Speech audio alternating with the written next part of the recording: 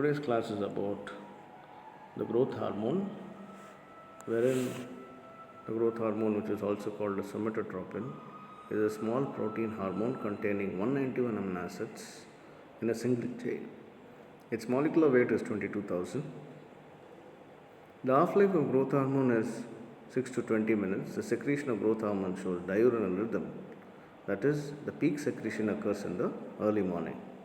As you all know, for growth to happen, the growth hormone has following effects. It causes growth of almost all tissues of the body. It promotes increase in size of the cells. It increases the rate of mitosis, resulting in increased number of cells. Not only the size, also the number of cells increase in growth. It causes differentiation of cells in bone like osteoclast and myocyte in muscles. So we have effect on growth, effect on bone and cartilage. The growth hormone stimulates bone growth. It increases the number of cells responsible for bone growth. It increases deposition of protein by chondrocytic and osteogenic cells.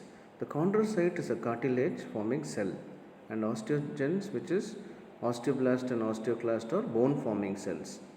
Also, it causes growth of epiphyseal cartilage. It delays fusion of epiphyses with the shaft. So the first was effect on growth, effect on bone and cartilage.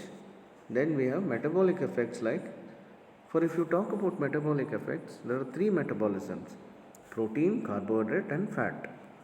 On protein metabolism, it increases the rate of protein synthesis in all the cells by enhancing amino acid transport through the cell membrane. It increases transcription, nuclear transcription of DNA to form mRNA, enhances RNA translation to promote protein synthesis by ribosomes, and it decreases catabolism of protein and amino acids. So it's mainly a anabolic hormone. So it is mainly a anabolic hormone. On carbohydrate, it decreases the use of glucose for energy. It diminishes uptake of glucose by cells and increases blood glucose concentration. It increases the secretion of insulin. So it is a anabolic hormone and it decreases utilization of glucose.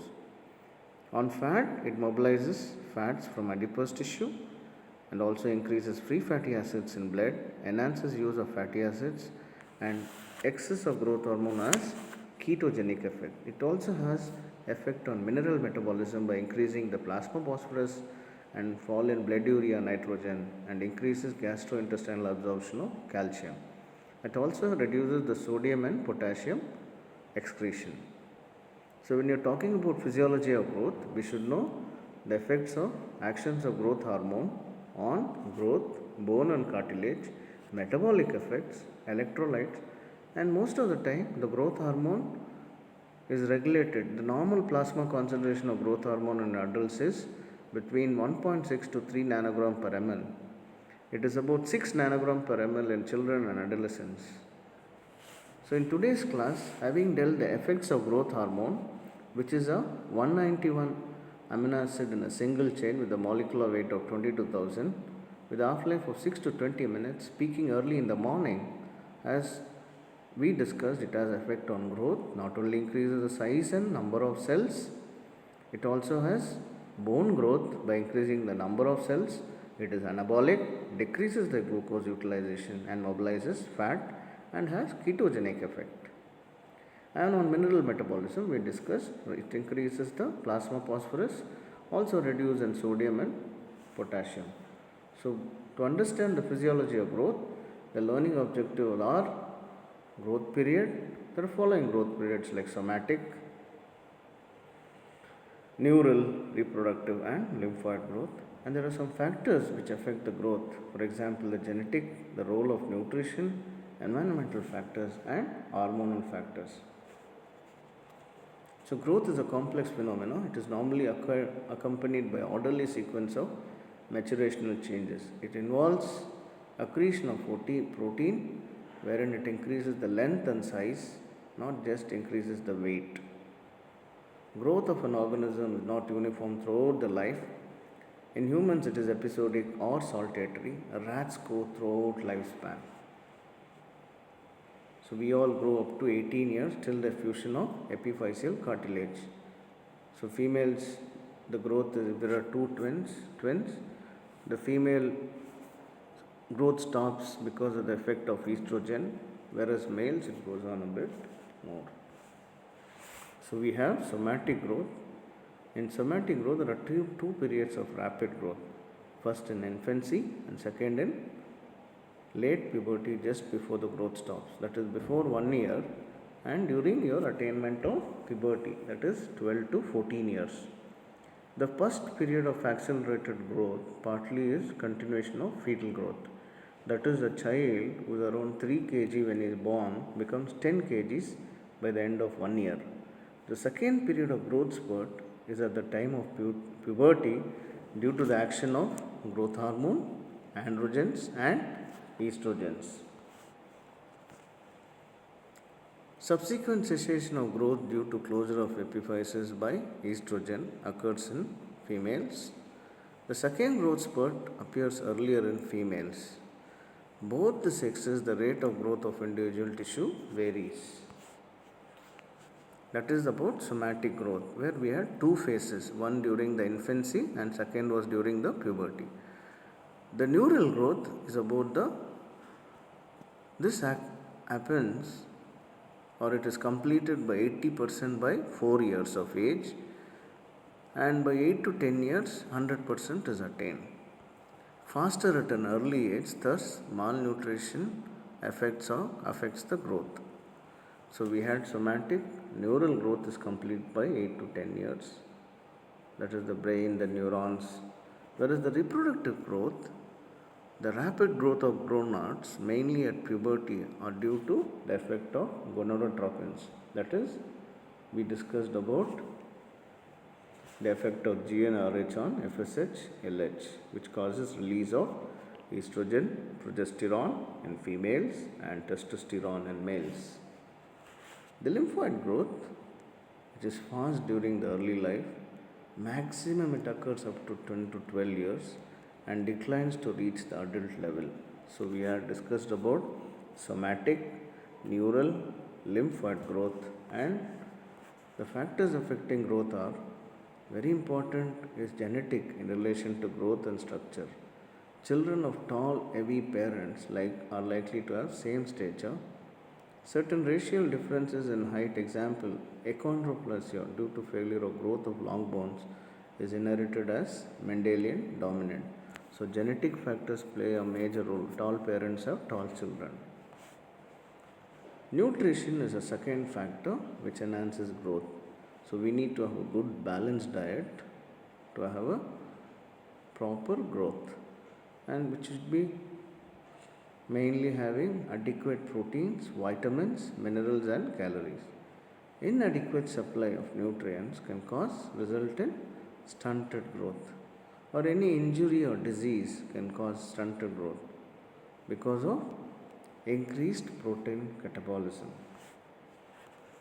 During illness, for example, if there is fever, the growth is stunted, or after illness, there is something called as period of catch-up growth, during which time the growth rate is greater than normal. So it continues till the previous growth curve is reached, then slows to normal. The mechanism for catch-up growth is unclear. Exercise, emotional disturbances affect growth. If you exercise, you have better muscle mass and you grow taller. And up to the puberty age, old age causes cellular degeneration due to degradative changes in multiplying cells. Impairment of functions due to non-multiplying cells. The hormonal factors which influences are the growth hormone secretion increases during starvation, excitement, exercise, trauma and hypoglycemia when the glucose is low, and sleep. So mainly when you are not. The second hormone is the thyroid hormone. The androgens like testosterone and estrogen stimulate the secretion of growth hormone. The secretion of growth hormone decreases with an increase in blood glucose level, blood glucose cortisol and free fatty acids. Insulin also causes intracytoplasmic growth. The secretion of growth hormone is controlled by two factors produced in the hypothalamus. Mainly, secretion of growth hormone is mainly controlled by two factors produced in the hypothalamus. They are as follows: the growth hormone releasing hormone, the growth hormone inhibiting hormone, or somatostatin hormone. They act on the pituitary to secrete growth hormone, which acts on the adipose tissue, causing mobilization of free fatty acids on the liver. So all this is mediated by what is called as IGF-1, which is somatomedin, and it also causes its action through ghrelin, which stimulates the hypothalamus to release growth hormone. Stress, amino acids, hypoglycemia, all of them stimulate hypothalamus to secrete growth hormone. And then these somatomedins, which are insulin-like growth factor or polypeptide growth factors, secreted by the liver in response to stimulation by growth hormone. The effect of growth hormone on cartilage, protein metabolism, and general growth depends on its interaction with somatomedins. So the main action of growth hormone is mediated by somatomedin, which is insulin-like growth factors. About 4 somatomedins have been isolated till now. The first important is somatomedin C. This is called insulin-like growth factor 1. The pygmies of Africa and some congenital dwarfs have inability to synthesize IGF-1. So this is the way regulation of growth hormone takes place. So we have discussed about the actions, the physiology of growth, which has 3 phases: the somatic, the neural, and the lymphoid with reproductive, followed by the regulation of growth hormone, how it is mediated, its action through somatomedin C. The growth hormone promotes linear growth in skeleton. It increases the size of muscle, connective tissue, and viscera. This action is mediated by somatomedins. Whereas for fetal and neonatal growth, growth hormone is not required. Later growth hormone is required. Later growth, we require growth hormone.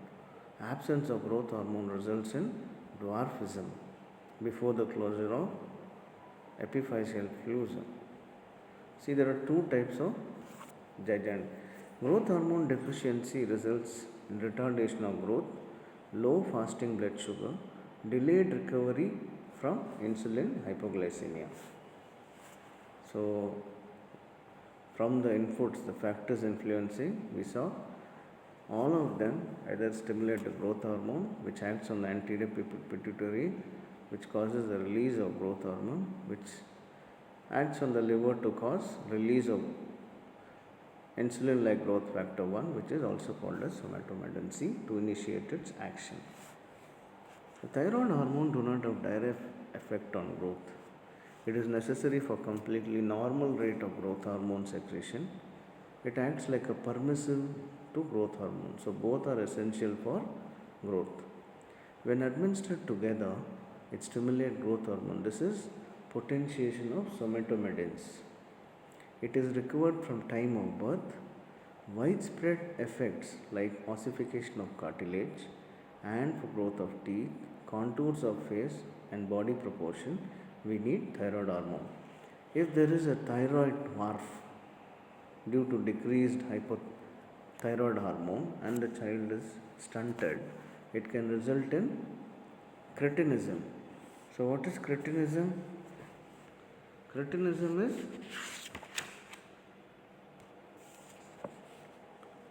protruded tongue and mentally retarded child due to hypothyroid dwarf.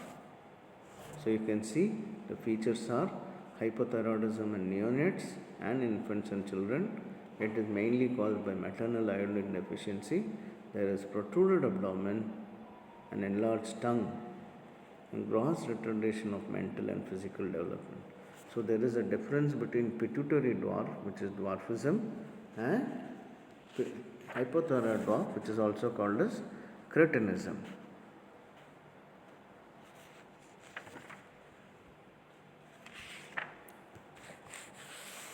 So, what's the role of androgens and estrogens? They're anabolic, they're responsible for growth spurt during puberty. Estrogen and androgen stimulate both synthesis and release of growth hormone by increasing the insulin like growth factor 1, which is also called as somatomedin C, to initiate its actions. So, this is the way the insulin like growth factor, it is initially increased, then there is a pubertal spurt and starts declining over a period of age. So, what about glucocorticoids? They have a permissive role. The physiological doses cause protein synthesis and growth. The pharmacological doses inhibit growth, thereby there is direct action on cell. In adult animals fail to grow unless circulation is maintained by replacement therapy. Insulin in diabetic children fail to grow because of increased breakdown of protein and fats. Growth appreciated only when large amount of carbohydrate is supplied with insulin. It stimulates protein synthesis, cytoplasmic growth and increase in cell size. So we have discussed about the actions of growth hormone, which is a 191 amino acids with 6 to 20 minutes of action, the half-life, and we came to know what are the types of growth: somatic growth, where cell tissue growth is happening, the neural growth, the reproductive and lymphoid, with what is gigantism. Gigantism is mainly due to increase in growth hormone due to increased secretion of growth hormone by acidophilic tumor, and the removal of tumor is main essential. This is before fusion of epiphysis. If the secretion of growth hormone is secreted after puberty or increased after puberty, there is acromegaly. It means enlargement of the periphery. There will be protrusion of the mandible, which is prognathism. There will be frontal bossing, enlargements of the hand, and thickening of skin. Decrease in growth hormone or reduced growth hormone results in dwarfism. So it can be a stunted growth. When you treat with human growth hormone, the growth increases. Or if there is deficiency of somatomedin C, it causes Lori and dwarfism. So with this, we have come to the end of today's class.